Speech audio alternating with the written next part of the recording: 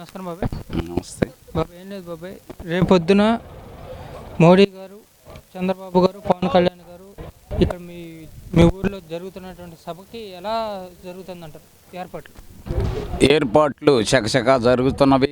రేపే సభ ప్రారంభమవుతుంది. రేపు సాయంత్రం 4 గంటల నుంచి సభ ప్రారంభమవుతుంది. ఇక్కడ చిలకలూరిపేట నియోజకవర్గంలో జరగటం మాకు ఎంతో ఆనందంగా ఉంది.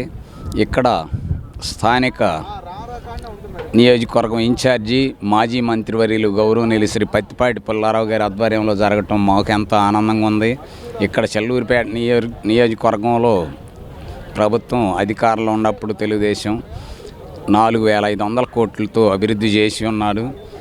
అలాగే తెలుగుదేశం అధికారంలో ఉన్నప్పుడు రాజధాని రైతులు 4,500 ఎకరాలు మనకు రాజధాని కోసం అమరావతిలో భూములు ఇచ్చి ఉన్నారు. ఆ రాజధాని ఇక్కడైతే రాష్ట్రానికి సెంటర్గా మంచినీళ్ళు కానీ నీళ్ళ సౌకర్యం కానీ అన్ని సౌకర్యాలు సెంటర్లో ఉంటుందని భావిస్తే తెలుగుదేశం అధికారంలో ఉన్నప్పుడు దాదాపు 80-85% రాజధాని చకచక జరిగిపోయింది. అప్పుడు ఈయన జగన్మోహన్ రెడ్డి అసెంబ్లీలో ప్రతిపక్షంలో ఉన్నప్పుడు 35,000 ఎకరాలు చాలవని చెప్పి 40,000 నుంచి 45 ఎకరాలు కావాలని చెప్పిన ఆ పెద్ద మనిషి అధికారంలోకి రాంగలోనే 3 రాజధానులని పాటపాడి ఒక రాజధానికి దిక్కు లేదు, 3 రాజధానులని పాటపాడి ఆ 3 రాజధానులని ఈ 5 సంవత్సరాలు ఎట్నే గడిపాడు. ఎక్కడ రాజధాని లేదు, ఏమీ లేదు. పోలవరం ప్రాజెక్టు లేదు. పోలవరం ప్రాజెక్టు అప్పుడు తెలుగుదేశం ప్రభుత్వంలో అయిన ఒట్టికి కట్టనే ఉంది కానీ ప్రభుత్వం ఇంకేమి చేసింది లేదు. ఇప్పుడు ఈ ముగ్గురు జనసేన, తెలుగుదేశం, బీజేపీ ఆధ్వర్యంలో మళ్ళీ రేపు ప్రభుత్వం వస్తుంది. వచ్చినాక మళ్ళీ రాష్ట్రం అభివృద్ధి చెందుద్దని మేము భావిస్తున్నాం. అదేవిధంగా తీసుకుంటే ఇప్పుడు వచ్చేసరికి మీరు అన్నట్టుగానే 3 రాజధానులు అన్నారు, ఒక రాజధాని కూడా ఏర్పాటు చేయని పరిస్థితి ఏర్పడుతుంది. దాని మీద మీరేమంటారు? ఏమి లేదు, ఓరెక్క చెప్పారు, జనం నమ్మారు, ఓట్లు వేశారు. అది చేస్తాం ఇది చేస్తామని ఎస్సీ ఎస్టీ మైనార్టీ బీసీలకు మేము అది చేస్తాం అన్నారు. ఏమీ చేయలేదు. ఏమీ చెయ్యకపోగా అందరిని ఇబ్బంది పెట్టారు. ఎవరైతే నోరైతే యాక్టివ్గా ఉంటారో వాళ్ళని ఇబ్బందులు పాలు చేయటం, జైలు పంపించటం.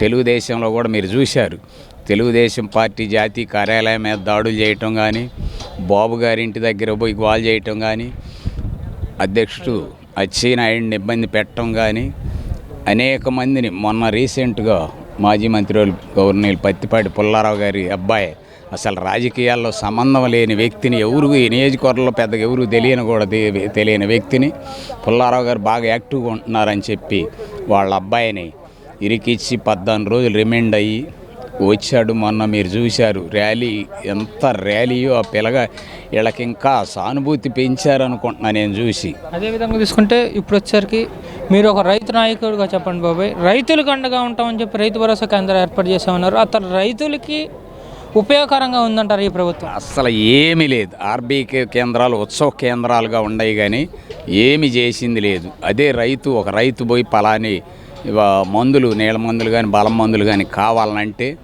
అది చెప్పరు, అది లేదంటారు. దానికి డబ్బులు కడితే మేము తెప్పిస్తామంటారు. ఒక రైతు ఇవాళ మందు కొట్టాలంటే ఇవాళ పోయి కొంటారు. పోయి మందులు ఉంటే మీరు డబ్బులు కడితే మేము ఇస్తామంటే అసలు నమ్మే స్థితిలో లేరు. ముందు డబ్బులు కట్టి మందులు తెప్పిస్తామంటే నమ్మే స్థితిలో ఉందా?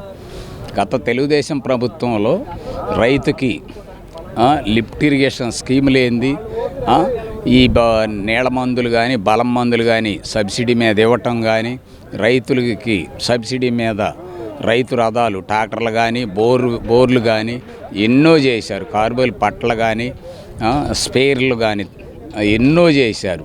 ఈ ప్రభుత్వం వచ్చినాక రైతులను అసలు పట్టుకున్న పాపాన లేదు. అప్పుడు ప్రభుత్వం మేనిఫెస్టోలో ఏం చెప్పింది? 10,000 ఇస్తామని చెప్పింది.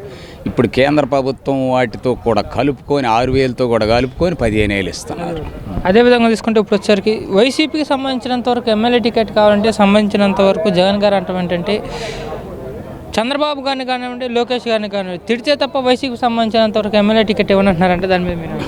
అది అయితే యాక్చువల్గా జరుగుతుందని నేను భావిస్తున్నాను. ఇప్పుడు చూడరాదు. యాక్చువల్గా ఎవరైతే బాబు గారిని కానీ వాళ్ళ కుటుంబ సభ్యులను కానీ ఎవరైతే మాట్లాడతారో, అసభ్యంగా మాట్లాడతారో వాళ్ళకే టిక్కెట్లు ఇస్తున్నారు. అది ఊరక వాళ్ళు చెప్పటమే మాది బేదల పార్టీ అని చెబుతున్నాడు. దాదాపు అన్ని రాష్ట్రాల్లో 4-5 రాష్ట్రాల్లో వాళ్ళకి విల్లాలు ఎన్ని వందల కోట్లతో విల్లాలు కట్టుకొని ఉన్నారు. బేదల పార్టీ అని చెబుతున్నాడు చెప్పటం. అదేవిధంగా తీసుకుంటే ఇప్పుడు వచ్చరికి ఈ సభ ఎంతవరకు సక్సెస్ అవుతుంది మీ అభిప్రాయం? అదేవిధంగా చూసుకుంటే ఎంతమంది ప్రజలు రావచ్చు, ఎంతమందికి ఏర్పాట్లు చేయటం జరుగుతుంది అంటారు? సభ గ్రాండ్గా సక్సెస్ అయిద్దని నేను భావిస్తున్నాను.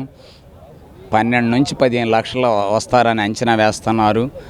దాదాపు 12 లక్షలైన 15 రాకపోయినా 12 లక్షలైన వస్తారని సభ ఏర్పాట్లు బాగా ఏర్పాట్లు చేస్తారని మేము భావిస్తున్నాం.